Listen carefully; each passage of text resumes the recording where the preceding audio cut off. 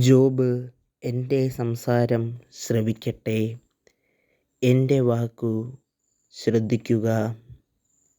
ഇതാ ഞാൻ വാ തുറക്കുകയും എൻ്റെ നാവ് സംസാരിക്കുകയും ചെയ്യുന്നു.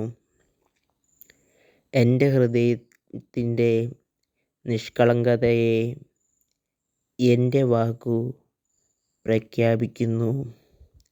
എൻ്റെ അധരം സത്യസന്ധന്മാരായ സംസാരിക്കുന്നു. ദൈവചൈതന്യം എൻ്റെ നന്മയെ സൃഷ്ടിച്ചു. സർവശക്തൻ്റെ ശ്വാസം എനിക്കു ജീവൻ തന്നു. നിങ്ങൾ ദൈവത്തിനായി ഈ ചാനൽ സബ്സ്ക്രൈബ് ചെയ്യുക.